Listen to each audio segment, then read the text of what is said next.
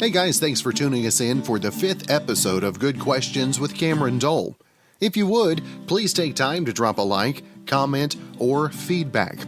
Special guests on this 5th episode include South Carolina Senator Tim Scott, David and Lorenzo Henrie, Michael Kosta, correspondent on The Daily Show with Trevor Noah, educator Heather Smith, and country music and Christian artist Zach Williams. Our first guest is South Carolina Senator Tim Scott, who spoke on Monday evening at the Republican National Convention. Senator Scott has written a book, Opportunity Knocks, the story of how hope and opportunity can change everything, which released in April. Had the chance to visit with him when the book released, and with him being involved with the National Convention this week, thought this was a great opportunity to share this great visit. Senator, thanks so much for your time. Cameron, it's good to be with you, and I'm glad to hear that you know my good friend James Lankford, one of the best voices, the most sincere people in all of politics. Right now, COVID-19 coronavirus, we've obviously talked with James quite a bit, but tell us your outlook on this, the positives, the negatives, and you got a book kind of wraps all of this together as well. Yes, sir, I do, Cameron. So the positives from my perspective, let me start with the negative instead. The negative, okay. We've had several hundred cases, 20-plus thousand deaths. We are battling back. The president's containment strategy was really smart at the beginning. The mitigation strategy has been flattening the curve. So those are the ugly realities of this COVID-19. The positives being the mitigation and the containment. Right now, as we have flattened the curve, we also have flattened the economy. So the president is looking for a way to balance both, which is really important. I think we're going to get it done without any question. We are all in it to win it. And the good news is the president's leadership and folks like Senator James Lankford and others are playing a significant role. The CARES Act was successful and impactful. We need to do more of that as it relates to the PPP, the Paycheck Protection Program. We need to continue to fund that, and we need to negotiate on the rest of it. We can't write checks that we don't know how to cash. So my book, The Opportunity Knocks, really speaks about how to overcome adversity. Where do you find certainty in uncertain times? And Opportunity Knocks really tells the story of my life and how, even in politics, my relationship with President Trump started in the midst of an obstacle that became the greatest opportunity. And that's why Opportunity Zones is a part of our success in this nation today. Opportunity Zones bringing help to the most impoverished people in the country because President Trump was supportive of that plan. And it also chronicles overcoming adversities in education, health, losing a job as I have, losing a political race as I have. The good Lord has turned my failures into lessons that I'm trying to share with other people. Opportunity Knocks, available wherever books are sold. And speaking of that, getting through the coronavirus, COVID-19, I think, Senator, a lot for everybody is the mental, the mental aspects of what this has been doing to us. Cameron, it is devastating when you think about the mental aspect of it. One of the reasons why James and I both fought to make sure that nonprofits and the faith community was included as a part of the response in the CARES Act is because we know that the psychological scar tissue, the emotional hole, is going to have to be filled with good, competent wisdom. And we wanted to make sure that we resourced those nonprofits in the faith community so as to be prepared for the challenges that are coming because of the social distancing and the challenges of losing lives and family members being sick and not being able to get to them because the protocols in place prevents families and loved ones from being together at the most critical time. So I do think that there's no doubt we have to have our front line completely resourced, whether that's the healthcare workers or the faith and nonprofit community, so they can struggle together with those who have been just devastated by the coronavirus. And, of course, everybody looks forward to the end game. And what do you think it's going to look like whenever things are actually open and restored? And the American people are resilient, and it seems like whenever the chips are down, man, we really come together. And I look forward to a great reunion time. Absolutely, Cameron. We're heading in that direction now. In my opinion, the president spoke yesterday with a group of senators that he has appointed, I think, including James Lankford. And what he has done is staging basically the return to normal. As he says, it's not going to be a new normal. He's hoping for the same normal that we had before. Small group gatherings following the social distancing is phase one. Being able to expand it with stricter protocols for a larger group, phase two.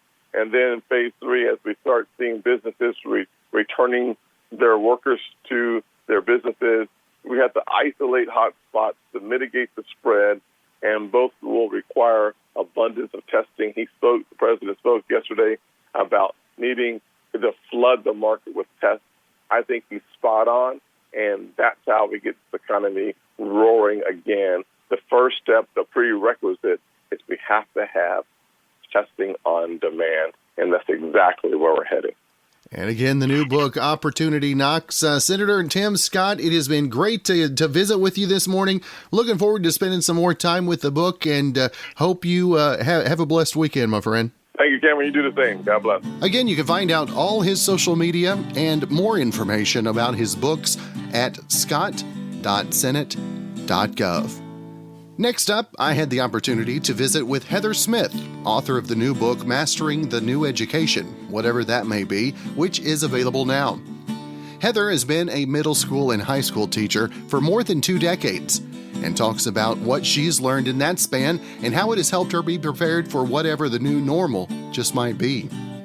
She is a veteran middle school and high school social studies teacher, mother of 2 elementary school children, got a new book. And this book, first off, Heather, thanks for taking the time. Heather Smith on with us this morning. I got too deep into it, Heather. First off, thanks so much for taking the time. No, thank you for having me. It's great to be here, and it's great to be able to connect with your audience, parents, teachers, even students. So thank you. And the book we're talking about, Mastering the New Education, whatever that might be. And for you, this was originally kind of just, what was this more of like a journal for you of what you were having to go through as COVID-19 closed schools down?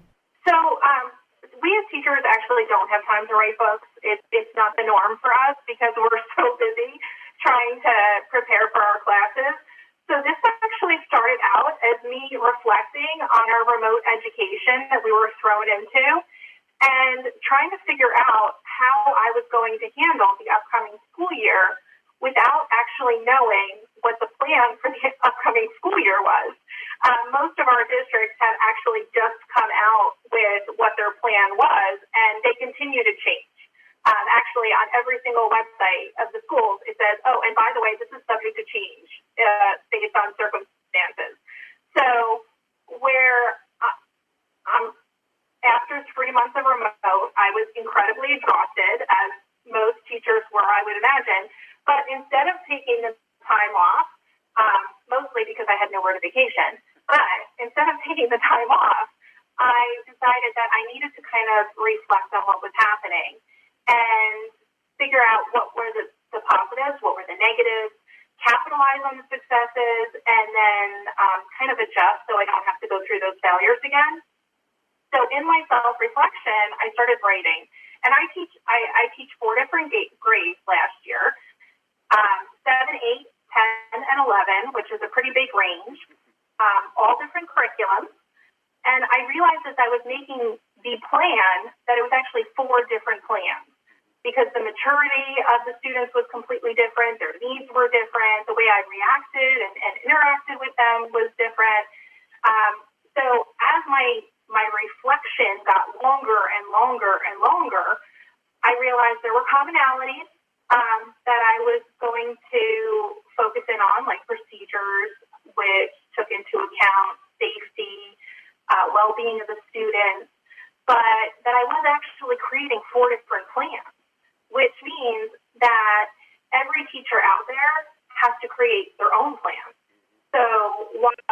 can kind of give my plan, which I did. I gave my full plan. This is an intimate look into my classroom, the good, the bad, and the ugly. It's not going to work for every teacher. It's actually probably not going to work for any other teacher than me. What the value of this book, Mastering the New Education, whatever that may be, is in the process of reflection and formulating the plan going forward. And that's why I decided to incorporate a virtual teaching checklist at the end of it. So, well, yes, it's great. You have lessons for every one of the grades that I taught, just to kind of sample what I'm doing. But the virtual teaching checklist is direct things that teachers need to focus in on when they're setting up a classroom that could be in person, that might have to go remote, that might be in between. I'm starting 5 days in person, but I'm going to have students remoting in. And what's going to happen if I'm quarantined and I have to remote in? So my procedures have to be easily transferable across any different scenario. And over the course of your career, what do you think that some of the other things that some of the other procedures that we've learned as techniques have changed? Do you think that helped better prepare you for what we're going through now, as opposed to being a new teacher going through it? So that was my great epiphany. As I thought I was reinventing the wheel, I wasn't. Not even close. I mean, while a lot of the technology was not where we as educators needed them to be, and that's why they keep pushing out all these updates, but the actual educational techniques, the actual pedagogy, we've been training for this for the last 2 decades. Every single fad that's come through education is all about active classroom, student-centered classroom, social emotional well-being, focusing on objectives, focusing on skills. This is nothing new. The only thing that's new is that we're bringing it all together, and we really are focusing on the student. And you can't pretend if you are lecturing in front of a classroom that you're focusing on the student. You are not, and that's not what education is, and it hasn't been for a very long time. So education is going to innovate, and it's probably for the best. And again, the new book, Mastering the New Education, whatever that might be. And Heather, I want to make sure and let our listeners know where they can find out more information about the book and everything else you've got going on as well. Absolutely. So it's available on Amazon, both print and digital download, Mastering the New Education, whatever that may be, by Heather Smith. And it's also available in the Kindle Unlimited library. All right. Well, Heather, it's been great to visit with you. I appreciate your time and the consideration for other teachers with the book, and hope you have a great rest of your week. Oh, absolutely. And it's going to be a great school year. Thank you so much. You might remember our next guest from Wizards of Waverly Place, among many other places. David and Lorenzo Henrie are going to tell us about the new movie, This Is the Year, which will be having a special virtual premiere this Friday.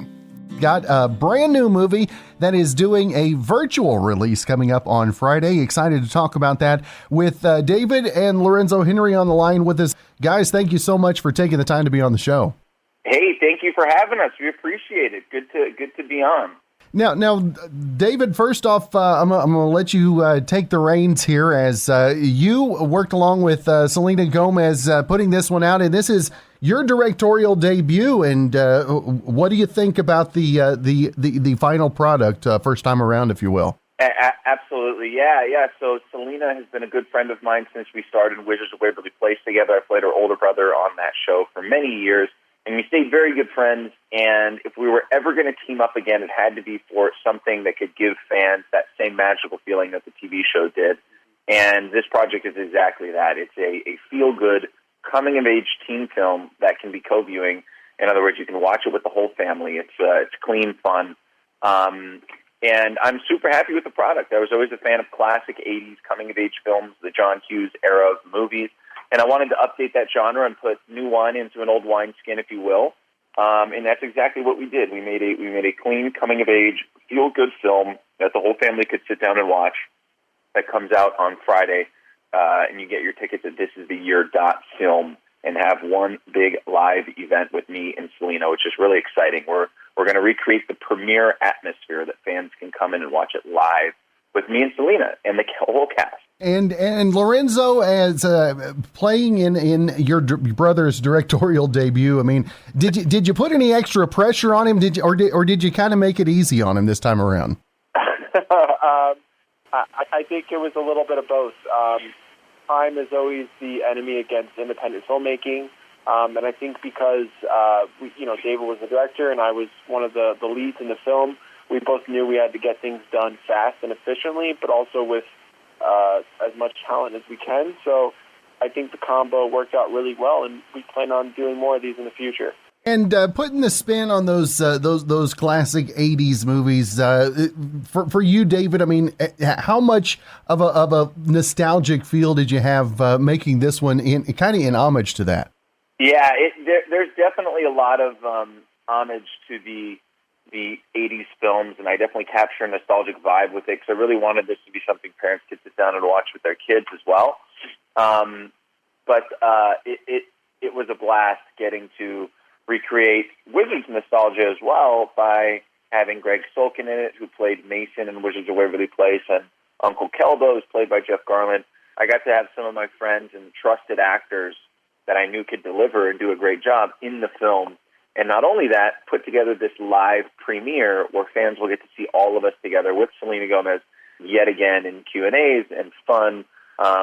I recommend people bring a Kleenex because you might have tears of nostalgia. And again, you talk about the event, and I think this is, you've seen premieres, you've seen these distant events, if you will, but this one you've got all the personalities, even got some live music going on as well.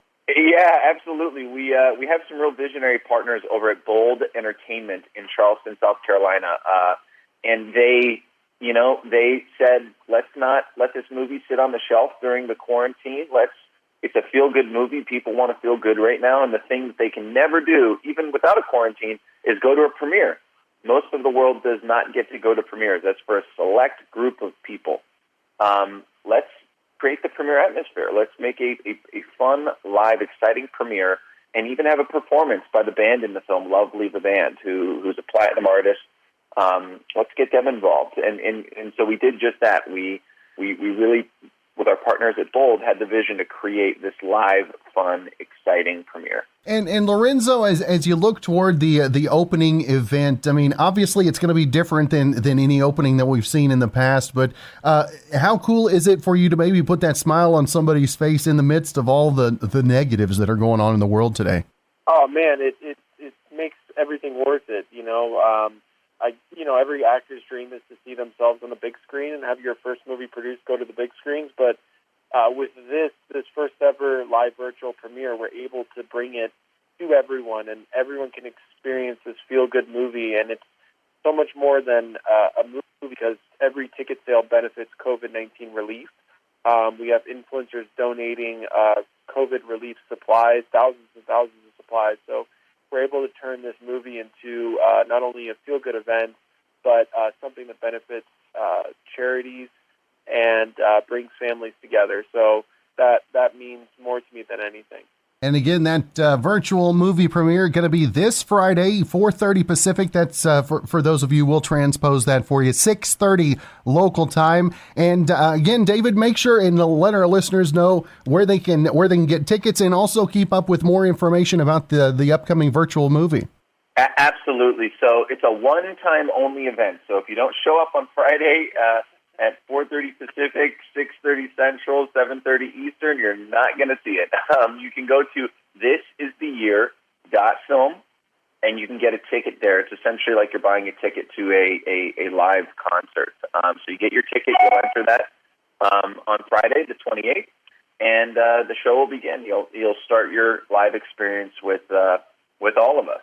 Again, David and Lorenzo, looking forward to the movie event this Friday, and hope you guys have a great rest of your week, and hopefully we can catch up again real soon. Hey, I look forward to that. You have a great rest of your day.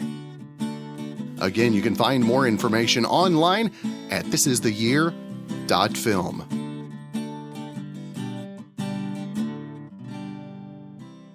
Up next is Michael Kosta, a correspondent on The Daily Show with Trevor Noah, which continues its coverage of campaign season tonight with their take on the Republican National Convention. Michael, first off, thank you so much for taking the time to be on the show. Appreciate it. This is great. I got lots of time. We're all just sitting at home here in New York, so happy to do it. Now, Michael, for you, obviously the National Convention's a totally different landscape than anything we've ever seen. And so what were the biggest challenges for you preparing for last week and this week? Well, look, it has been challenging, just like it's been challenging for everyone in everyone's business. We usually are at these conventions. We are usually boots on the ground, interviewing people, man-on-the-street interviews, feeling the pulse of the convention goers. That is gone. I am in an apartment in Brooklyn staring out a window at a parking lot. So it's a little tricky, but thankfully there's always comedy to be had, and The Daily Show is one of the only shows that when all of this hit, we kept going. Trevor is in his apartment shooting the show. We did not stop. Most shows took a break. We didn't, and so we are finding the comedy, and we're putting it out there. And, the Democrats push hope. Republicans push fear. I didn't think it would be any different than that, and it hasn't been. Now, have there been any real surprises for you last week or so far this week? That's a good question. I was surprised at how well the conventions adjusted. I mean, they've had time, but these are great speeches, and there's no one there. I mean, they are speaking to no one. There's a cameraman pointing. I don't even know if it's a cameraman. It might even be a robot camera. So I was interested in seeing their passion and seeing. Look, and I'm talking about both conventions right now. I'm not saying I agree with all the speeches, but these speakers are delivering energy and passion, please. And what's funny is if they give you the real wide shot, they are all alone. And you talk about continuing on throughout the pandemic on the Daily Show, and how much more technical savvy are you now than you were just a few months ago? Oh my God! I mean, I am slowly getting there. I was before this interview, I was on the phone with one of the production assistants on the show, who's 25 years old. And I'm like, why won't my microphone work? Why is the camera facing the wrong direction? And he's like looking at me like he's talking to his grandparents. So I used to always make fun of YouTubers. I used to always make fun of Instagram influencers. And now I'm literally direct messaging them, asking them, hey, what format are you shooting your audio in? Because it is tricky. I have a whole more respect for editors, sound engineers, and cameramen. And what have you learned about yourself during this time of having to be away and separate from everybody? Well, I always knew that I liked alone time, but not this much. You understand what I'm saying? So I am one of those people that likes to kind of pop in a party and then pop out.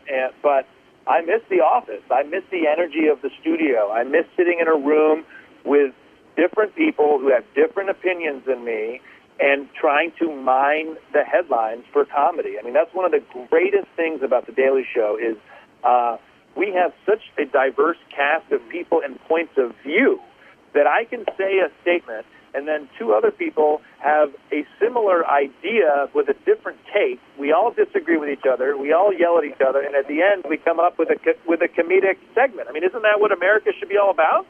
That's right. Now, who's the biggest class clown, if you will? I mean, you've got just an unbelievable array of class clowns to choose from anyway, right?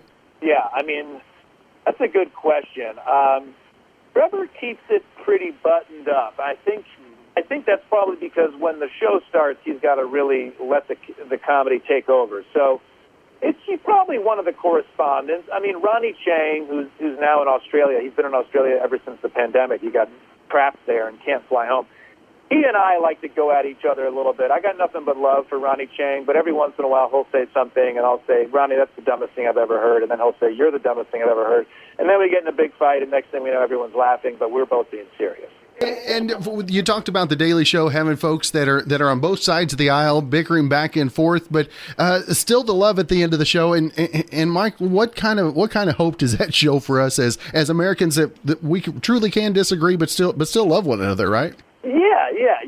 You've got to disagree. In fact, it's impossible not to, considering we all come from different places. I mean, I did a field piece on gun ownership in Switzerland. And it's on YouTube, and it's had a lot of success. But one thing that I noticed, basically the gist of it is Switzerland loves guns. They have tons of guns, and they don't have the mass shootings that we have. And I landed in Switzerland, and within 5 minutes I looked around, and I said, well, no wonder they all agree. They're all the same. Everybody looks the same. They're all wearing the same sweater, the same shoes, the same jeans. When you land in America, and when you land, especially in New York City, we're different. We come from different places. We have different economic, racial backgrounds. So this is good, everybody. This is good. We got different food. Oh, man, the food, it's the same crap every single night. So it's also harder. Look, I'm not saying it's easy. It is harder, but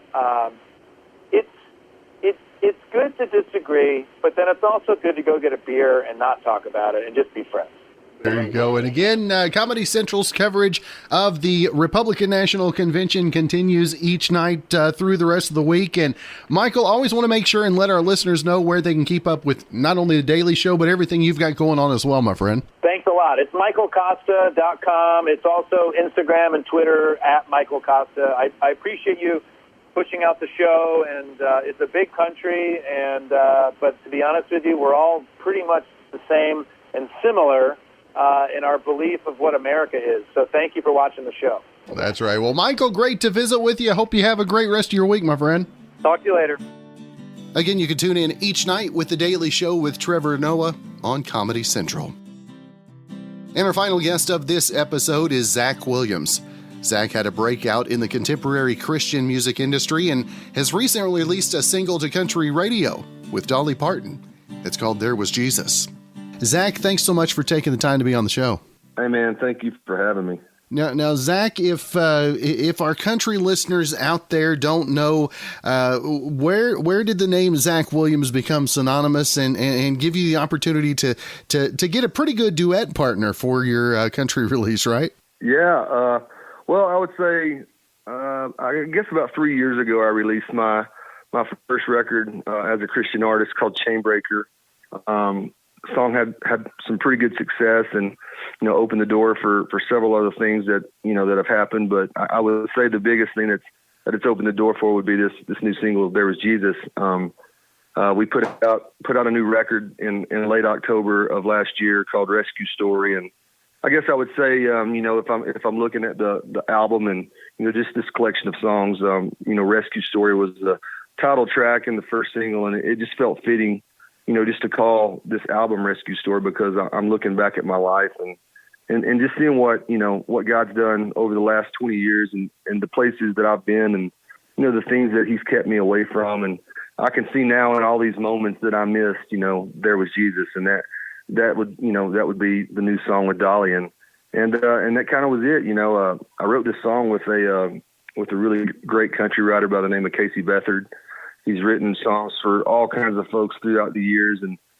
And we got a demo back on this song, and we had a girl sing a background vocal. And I remember sitting in the room listening to it, and I said, man, she kind of sounds like Dolly Parton. I said, it'd be cool if we could get, the real Dolly Parton to sing on it. And we all kind of had a big laugh, like, yeah, good luck. And about a month later, somebody at our record label had gotten in touch with her management, and she agreed to listen to the song.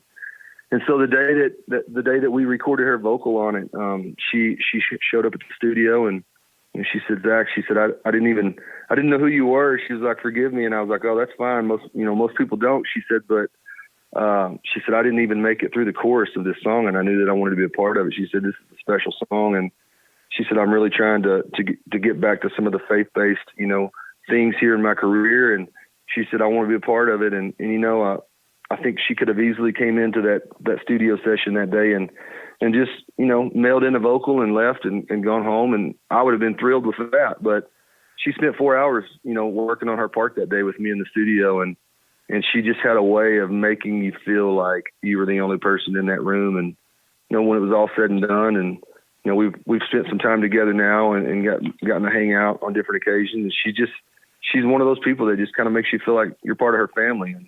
And I think, obviously you don't have a career as long as she's had without being that genuine of a person. And Zach, I know I mentioned this before we came on the air. I mentioned how reading your bio was kind of like a life story of myself, the ups and the downs. And how many times do you get that response from fans and from folks you run into to just say, maybe you are a bit of an inspiration because, hey, we've been there too? It's a lot. It's kind of crazy how many people you meet that have a very similar, if not same story. I grew up in church. My dad was a worship leader. My mom sang at church. I was around it my entire life, and I feel like they planted that seed at a very early age. And so had I not grown up with that, had I not known there was a God and there was something to come back to, I don't know, honestly, where I would be at now. But that's the thing. I feel like, just through stories that I've heard from other people that have a similar story to mine, and through my own personal experiences, I'm always trying to write those songs that can reach somebody on a personal level, on a level that they can go, what, I've lived that, or, when I hear him sing that, I can feel that he's lived that. And so, that's kind of what I've tried to do, tried to stay true to who I am and my sound, but just kind of change my message. I toured in a Southern rock band for about 7 years, and I just lived a really reckless, lifestyle. And it wasn't until I was about 33 years old that I came back to God, and I found myself, at the end of my rope, going, I can't do this anymore on my own. Everything I've tried to do to make this happen has turned into a failure, and it really wasn't until I just kind of gave it all to him and said, "Hey, I need your help," that he kind of took over and it has shown me the things that I've desired even more than I could have ever imagined. And Zach, give you an opportunity as everybody, it's starting to reopen and folks are having some faith in the opportunity to be face to face again. But how much has your faith been something that you've had to rely on over the past couple months, weeks, days, all that stuff as well? I think it's really, honestly, if anything, it's allowed me to grow closer in my faith, because, this just the uncertainty that you have whenever something like this happens. And obviously it's not something anybody, most people in our generation, or even my parents' generation, have ever really experienced anything like this. And so, just that unknown of, hey, what's going to happen with this has really allowed me to just kind of draw closer to him and just, really have my faith in, this is all going to work out. And through this bad situation, there's going to be a positive come out of the whole thing. That's right. And Zach, again, the new single, There Was Jesus, with Dolly Parton. And I want to make sure and let our listeners know where they can find out more information on the other music you've got, and also whenever things open back up, where they can see you as well. Sure. Yeah. I've got a website. It's ZachWilliamsMusic.com. It has a link to all my socials, to all the digital outlets where you can find music, and it's in most of the major retail stores and things if you want to buy a physical copy, or you can order it online. And then we have a 40-date tour happening this fall. If all the bans and the restrictions are lifted, we'll be back out on the road playing music, and I'll have my tour dates posted on my website. All right. Well, Zach, again, great to get to visit with you for a first time. Hopefully we can catch up again real soon. And again, thank you for your time. Man, I appreciate you. Thank you. Again, thanks for joining us for this episode of Good Questions with Cameron Dole. If you ever have a comment, question, or anything else you'd like to know, find me on Instagram at aka_Cameron, on Twitter at Cameron Dole, on my Facebook page at Cameron Dole Altus. If you'd like to help out funding for the podcast, feel free to click on the support tab and follow the instructions. Also, feel free to share it with your friends. We look forward to seeing you soon with episode number 6.